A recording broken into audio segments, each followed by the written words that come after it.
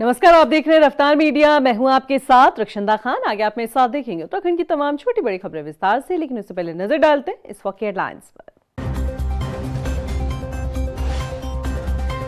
धराली आपदा के बाद युद्ध स्तर पर राहत बचाव कार्य जारी। जीपीआर रडार की मदद से मलबे में दबे लोगों की होगी तलाश। प्रभावितों तक पहुंचाया जा रहा राशन पानी।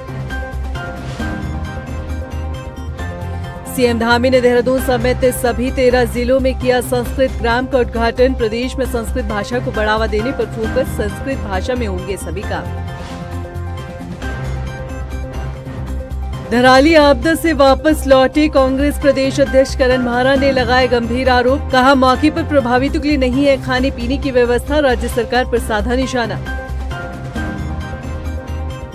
उत्तराखंड में जिला पंचायत अध्यक्षों के चुनाव से पहले कांग्रेस को लगा झटका। पहले दीपक बिजलवान और अब पौड़ी से ज्योति पटवाल बीजेपी में शामिल। भाजपा कर रही जीत का दावा। और हल्द्वानी में 11 साल के मासूम की हत्याकांड का खुलासा। पड़ोस में रहने वाले दरिंदे को किया गिरफ्तार। कुकर्म के इरादे से मासूम को घर ले गया था आरोपी। हेडलाइंस के बाद बुलेटिन में खबरें विस्तार से। और बात सबसे पहले कर लेते हैं उत्तरकाशी की। उत्तरकाशी के धराली में आई आपदा के बाद से युद्ध स्तर पर राहत बचाव कार्य जारी है। हर संभव कोशिश के जरिए मलबे में दबे लोगों को निकालने की जद्दोजहद जारी है। मौसम की चुनौती के बीच आज रविवार को हेली रेस्क्यू जारी रहा।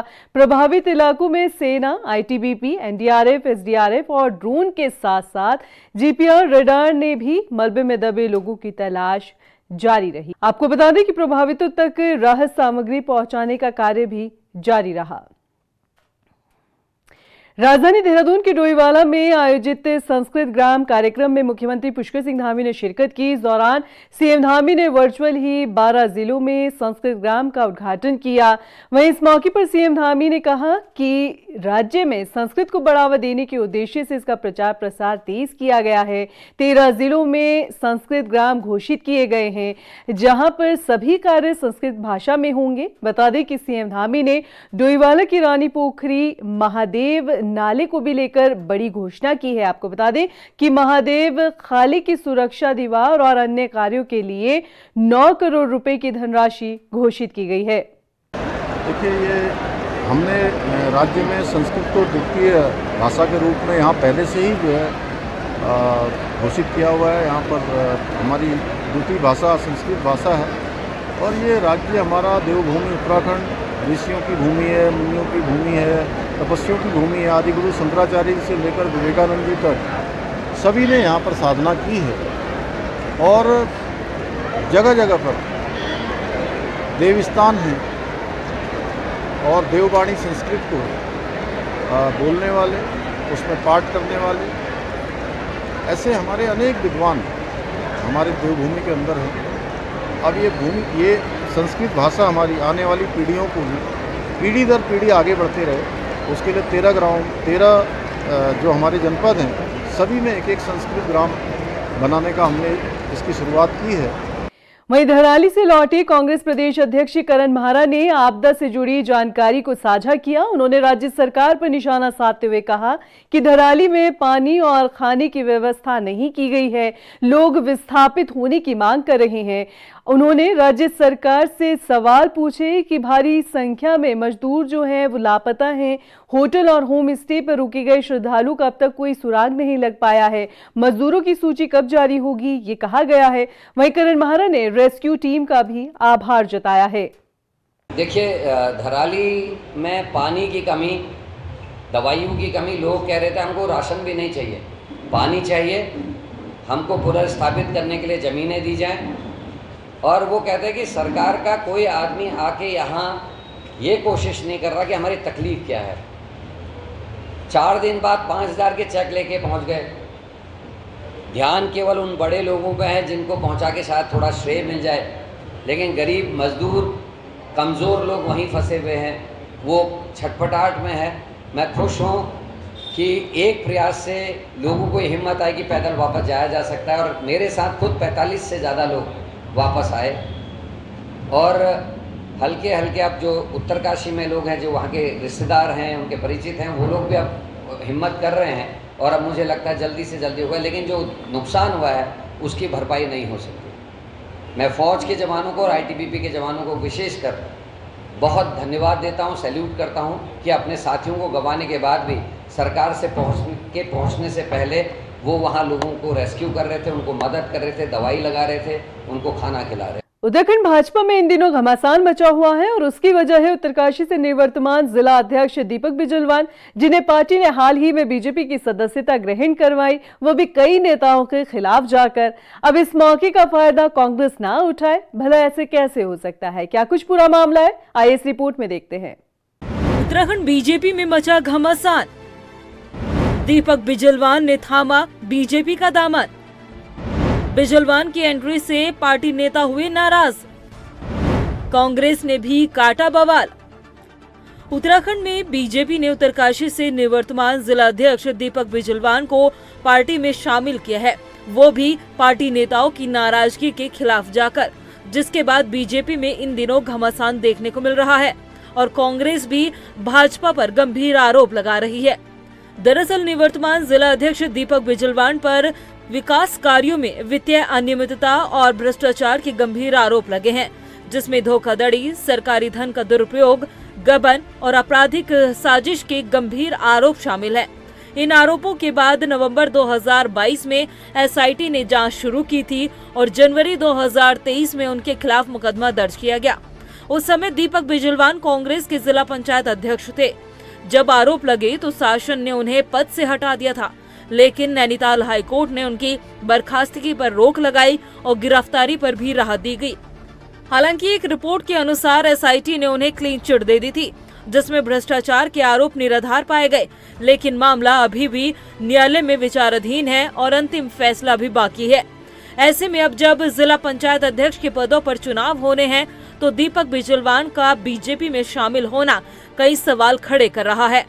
पूर्व मुख्यमंत्री हरीश रावत ने आरोप लगाए हैं कि जब तक कोई व्यक्ति विपक्ष में है, कांग्रेस में है, तो वो महाभ्रष्टाचार है, महापापी है, और जैसे ही वो बीजेपी का दामन थामता है तो वो पवित्र बन जाता है। इतना ही नहीं, हरदा ने आरोप लगाया कि अब जिला पंचायत के चुनाव आए तो बीजेपी अपने बल पर तो उत्तरकाशी में जिला पंचायत का अध्यक्ष नहीं बना सकती थी, इसलिए दीपक को बीजेपी ने अपने सर माथे पर बैठा लिया है। वहीं कांग्रेस के प्रदेश वरिष्ठ उपाध्यक्ष सूर्यकांत धस्माना ने भी बीजेपी पर आरोप लगाया कि पंचायत और क्षेत्र पंचायत चुनाव में पार्टी बड़े पैमाने पर खरीद फरोख्त कर रही है। उनका दावा है कि एक एक सदस्य के लिए करोड़ों रुपए तक की पेशकश की जा रही है। टेंडर खोल दिया और उनके टेंडर के खिलाफ उन्हीं के पार्टी के लोग ये ज्ञापन दिया है महेंद्र भट्ट जी को।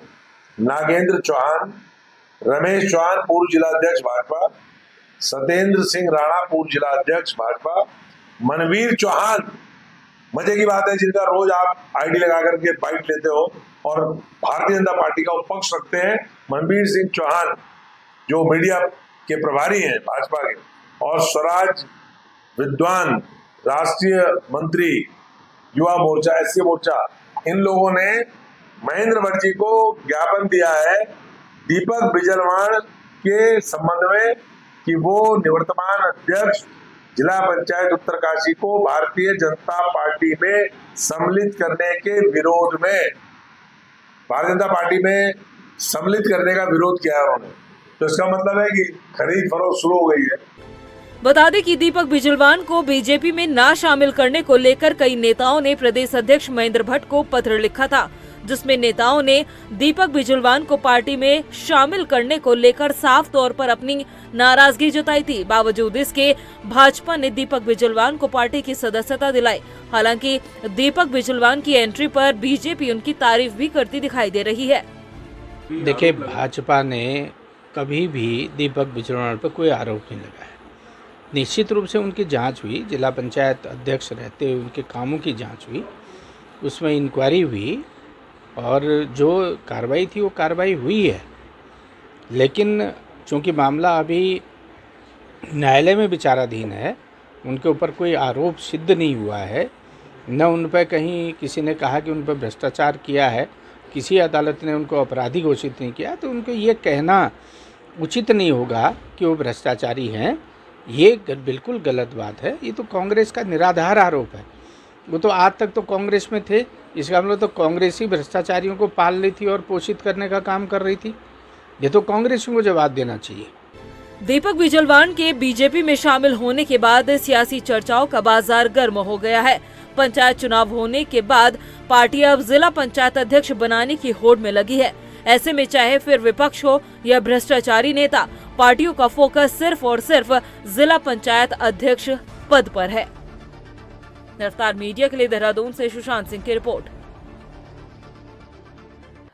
वहीं जिला पंचायत अध्यक्ष के चुनाव के बीच पौड़ी में कांग्रेस को बड़ा झटका लगा है। आपको बता दें कि जहरी जिला पंचायत से कांग्रेस की नवनिर्वाचित जिला पंचायत सदस्य ज्योति पटवाल भाजपा में शामिल हो गई हैं। बता दें कि इस सीट पर बीजेपी की तरफ से लैंसडाउन विधायक दिलीप रावत की पत्नी नीतू रावत को पंचायत चुनाव में हार का सामना करना पड़ा था, जिसके बाद अब ज्योति पटवाल को पार्टी में शामिल कर लिया गया है और बीजेपी अपना पलड़ा इससे भारी समझ रही है। साथ ही 12 जिला पंचायत सीटों पर बीजेपी अपनी जीत का दावा कर रही है। आश्चर्य की बात है, प्रदेश अध्यक्ष इस बात को बोलकर अपने कार्यकर्ता को जो चुनाव लड़ना भी चाह रहा होगा उसको डरा रहे हैं। और कांग्रेस को तो कैंडिडेट ही नहीं है, लोग ही नहीं है, प्रस्ताव का अनुमोदक ही नहीं है। माना किसी को पकड़ के कैंडिडेट सोच भी लें तो प्रस्ताव अनुमोदक नहीं है, क्योंकि पूरे देश प्रदेश के जो लोग हैं, निर्वाचित जो लोग हैं, वो विकास साथ रहना चाहते हैं। और आज उनको पता है केंद्र की सरकार, राज्य की सरकार है, ट्रिपल इंजन की सरकार के लिए वो सब तैयार है। और मैं आपको कह सकता हूँ 12 के 12 जिला पंचायतों में भारतीय जनता पार्टी अपना परचम लहराएगी। नैनीताल में जिला पंचायत अध्यक्ष चुनाव को लेकर कांग्रेस ने अपने प्रत्याशियों का ऐलान कर दिया है। कांग्रेस ने जिला पंचायत अध्यक्ष सीट पर पुष्पा नेगी और उपाध्यक्ष सीट पर देवकी बिष्ट को अपना दावेदार बनाया है। आपको बता दें कि नवनिर्वाचित जिला पंचायत सदस्यों का भी पार्टी ने स्वागत किया। इस मौके पर नेता प्रतिपक्ष यशपाल आर्य ने बीजेपी पर गंभीर आरोप लगाए। उन्होंने कहा है कि गांव की सरकार बनाने के लिए बीजेपी धनबल और बहुबल का इस्तेमाल कर रही है। उधर कांग्रेस विधायक सुमित हृदयेश ने जिला पंचायत अध्यक्ष चुनाव में गड़बड़ी की आशंका जताई है। देखिए, आज नैनीताल जिला पंचायत अध्यक्ष के उम्मीदवार के रूप में कांग्रेस ने श्रीमती पुष्पा नेगी को अधिकृत प्रत्याशी घोषित किया है और जिला पंचायत उपाध्यक्ष के में हमने जिला पंचायत की सदस्य श्रीमती देवकी बिष्ट जी को उम्मीदवार बनाया है। हमारे पास पर्याप्त संख्या बल है और हम इस चुनाव को जीतते जा रहे हैं। देखिए, हम तो लोकतांत्रिक जो पक्ष है उसको बहाल करने की हमेशा कांग्रेस पक्षधर रही है। और जिला पंचायत में आपने देख ही लिया होगा, आज दूध का दूध पानी का पानी हो गया है। अध्यक्ष पद में हो, उपाध्यक्ष पद में हो, सम्मानित सदस्य लोग हों, हमारे पास मेजॉरिटी है। और भारतीय जनता के पास अब क्या है, LIU भेजी उन्होंने यहाँ सोचिए प्रेस में। ये सोचने का विषय है, प्रदेश की जनता को समझना चाहिए। एक प्रेस कॉन्फ्रेंस हो रही है, LIU आ रही है देखने के लिए कौन आया, कितने सदस्य हैं, एजेंट की तरह इनके काम कर रही है पूरा प्रशासन, पूरी पुलिस। उनको ये नहीं लग रहा है कि यहाँ पे कानून व्यवस्था कैसे सही करी जाए। प्रशासन को ये नहीं लग रहा है कि जो बदहाल सड़कें हैं, बदहाल व्यवस्था, उसको सही कैसे करा जाए। लोगों के घरों पे आप लोगों ने लाल निशान लगाए थे, भूलिएगा मत। पौड़ी के बउआखाल रामनगर राष्ट्रीय राजमार्ग 221 पर बनी कलगड़ी पुल जो है वो आपदा की भेंट चढ़ गया है। पुल ढहने की वजह से कई गांव अलग थलग पड़ गए हैं। आलम यह है कि गांव के मरीजों को इलाज के लिए उफनती नदी को पार करना पड़ रहा है। उधर गांव के युवक अपनी जान जोखिम में डालकर मरीजों को अस्पताल पहुंचा रहे हैं। ऐसे में ग्रामीणों ने स्वास्थ्य सेवा को लेकर कई सवाल उठाए हैं।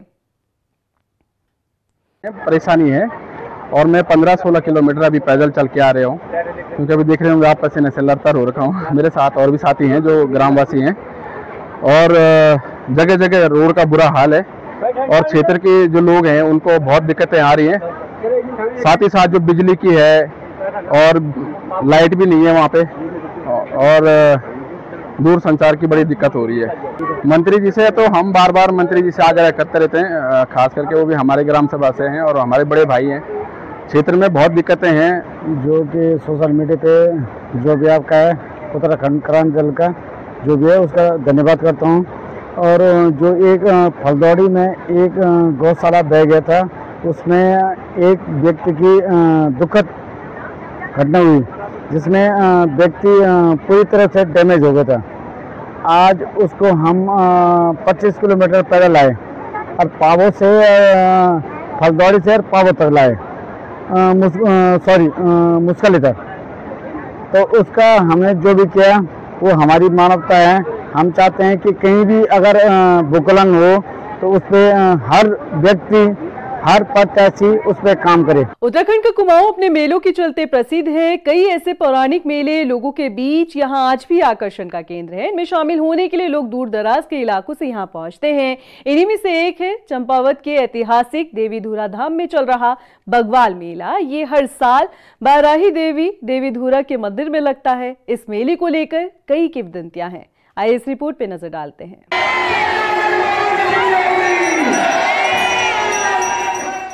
देवीधुरा, जिसका अर्थ है देवी का पहाड़, जो हिमालय के अंचल में बसा है।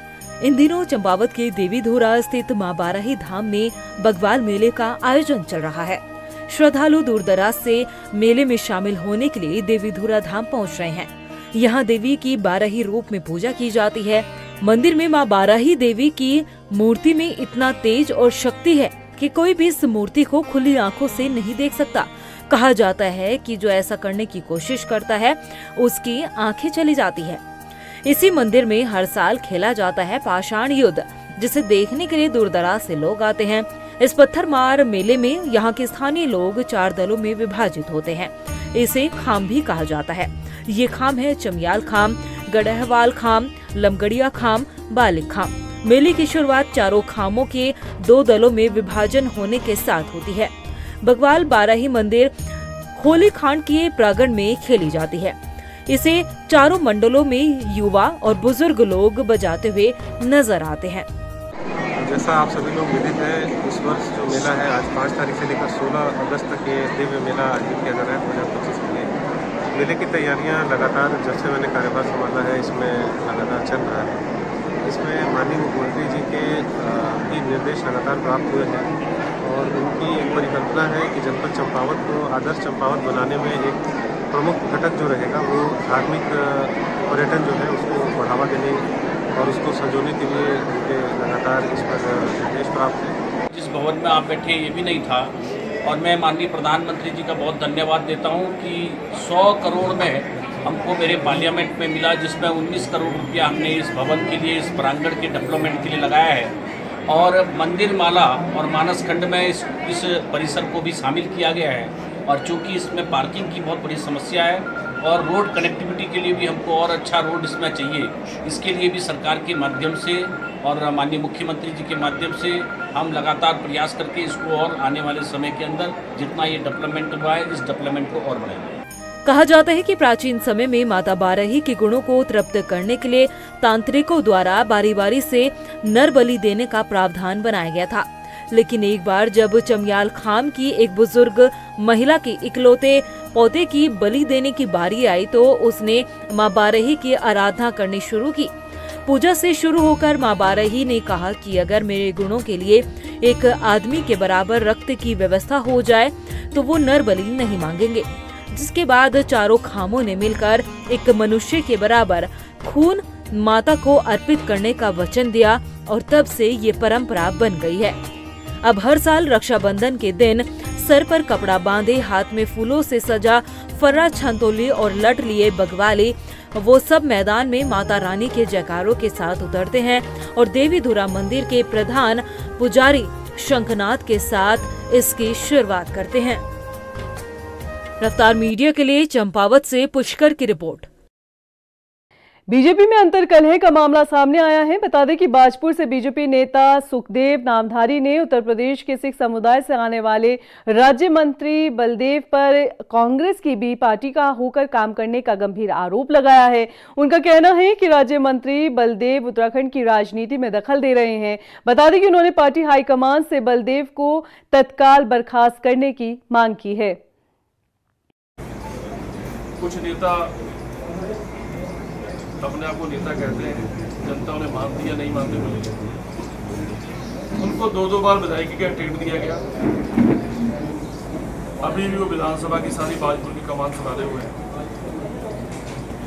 तो मैं उनसे ये कहना चाहूँगा कि जो इतने सालों से राजनीति कर रहे हैं और जो इसको लिए है और जो है, तो वो जो पार्टी का प्रत्याशी खड़ा है हमारा विकास शर्मा, जिसको हमारे संगठन ने बीजेपी ने प्रत्याशी बनाया, उसको अपना बीडीसी मेंबर दें।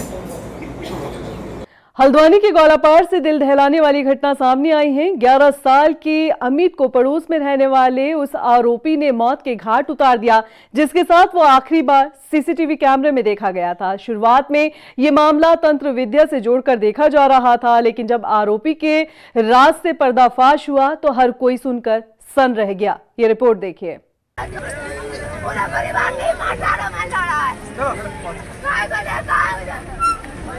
ये वही आरोपी है जिसने 11 साल के अमित को मौत के घाट सिर्फ इसलिए उतार दिया क्योंकि मासूम ने उसकी बात को मानने से इनकार कर दिया था।